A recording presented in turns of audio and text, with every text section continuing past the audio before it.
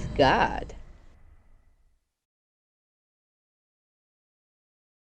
Hello guys, welcome to today's video in which we're going to be solving the problem of a kite. So guys, kite is a quadrilateral with two pairs of adjacent sides that are congruent and no pair of opposite sides are congruent, right? So exactly one diagonal is perpendicular bisector of the other, right? So as you can see in the image, right, you can see that this line, so this diagonal AC, is the perpendicular bisector of BD. But BD is not the perpendicular bisector of AC, so you have to take that into account. So that means that BE and DE are going to be congruent because they are split in half by AC. We have to take this into consideration to solve the following problem. Okay guys, so in this case, we are given that the kite WXYZ has the following measurements. So QY is 12 millimeters, right? And we know that the measurement of angle QWZ is actually 56 degrees. So they're asking us to find the measurement of angle XQY. So XQY, which is going to be this one, right? And we know because it's a perpendicular bisector that XZ is a perpendicular bisector, we know that the measurement of angle XQY is going to be 90 degrees. Why? Because XZ is a perpendicular bisector.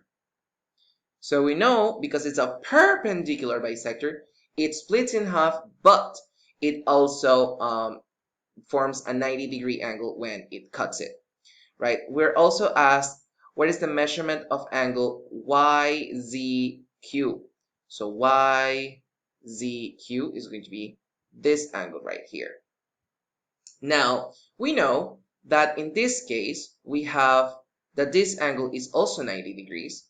So we know that this angle right here is going to be the third angle, right? So the measurement of angle QZW, right, is going to be 180 minus 90 minus 56, because that angle is the third angle of the lower left side. So 180 minus 90 minus 56 is going to be 34 degrees, right? Because it is 34 degrees, right? And we know that this angle is going to be the same one as the one on the left. We know that the measurement of angle YZQ is also going to be 34 degrees as well.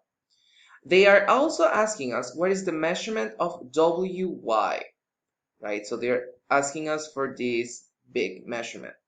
We know that QY is equal to the measurement of QW, right?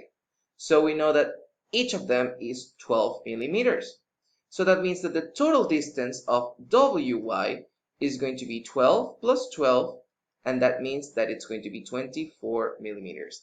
And that is how we solve a kite. So you have to take into account every single characteristic of the kite, and that is what you have. That is the reason you have your formulas right there. So I'll see you guys in the next one, guys, and take care. Bye bye.